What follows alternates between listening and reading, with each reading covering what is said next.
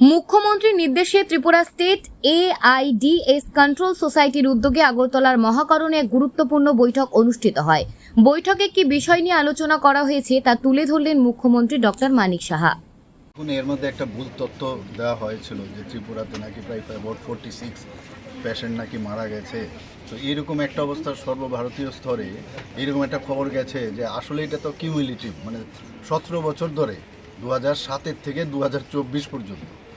তো আমি গতকাল এই কারণে একটা মিটিং করেছিলাম যে আসামের সবচেয়ে বেশি আসামে কিন্তু এই আক্রান্ত আমি যা দেখলাম, সিকিমের সবচেয়ে কম, ত্রিপুরাও কিন্তু অনেক রাজ্যের থেকে অনেক কম মানে আক্রান্ত।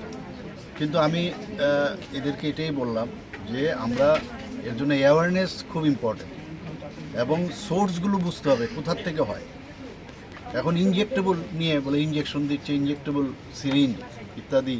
তো এই বিষয় নিয়ে আলোচনা করেছি যে কথায় কথায় ইনজেক্টেবল সিরিঞ্জ, বিশেষ করে ওই ডায়াবেটিসের যে সিরিঞ্জগুলো এই মেডিকেল শপ থেকে কিনে আসে। তো আমি বললাম প্রেসক্রিপশন ছাড়া কতগুলো, মানে আমি আমার সুঝাও ওদেরকে দিয়েছি যে প্রেসক্রিপশন ছাড়া যেন সিরিঞ্জ না দিতে হয়। আর স্কুল কলেজে আমি যে ডাটাটা কালকে দেখলাম, সেখানে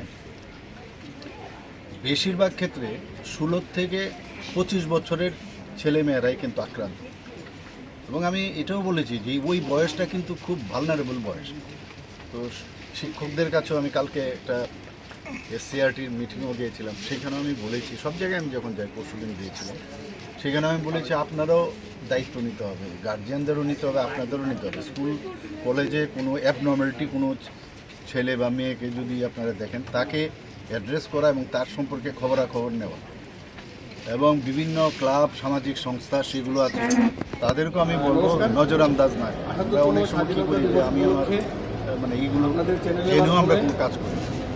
পুলিশকেও আমি বলেছি, আপনারা এসপি সাহেবদের বলেছি, আপনারা কিন্তু ঠিক যে আপনারা ঠিকভাবে কাজ করেন, কোন জায়গায়, কোন গলিতে, কোন অন্ধকারে, কোন যেখানে মানে অনেকগুলো বিল্ডিং আছে যেগুলো ভাঙা অবস্থায় আছে, তো ওই সব জায়গার মধ্যে কিন্তু এই ঘটনাগুলো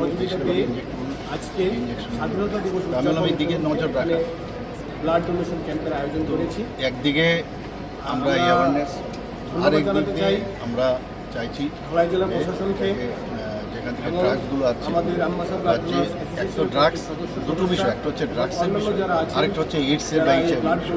দুটো কিন্তু তৈরি ইনজেকশন দিলেই একজনের যে এইডস হবে সেরকম, অর্থাৎ কোনো ব্যক্তি যদি আক্রান্ত থাকে আর সেটা যদি বারবার কেউ আবার ইউজ করে, তখন সেটা একটা স্কিম আছে গভর্নমেন্ট অফ ইন্ডিয়া, এক্সচেঞ্জ তাদেরকেও সুইজারল্যান্ডও আমাকে সেখানে দেখালো ডাটা।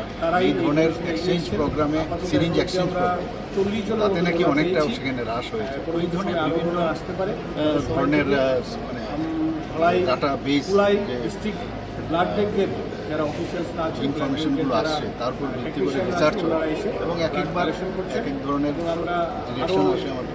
ধন্যবাদ জানাই সেখানেও আমরা বলছি যে এখানে একটি ভ্যানের 0 পয়েন্ট যাতে রাজ্য সরকারের পক্ষ থেকে এবং অন্যতম সুবিধাযুক্ত এই ভ্যান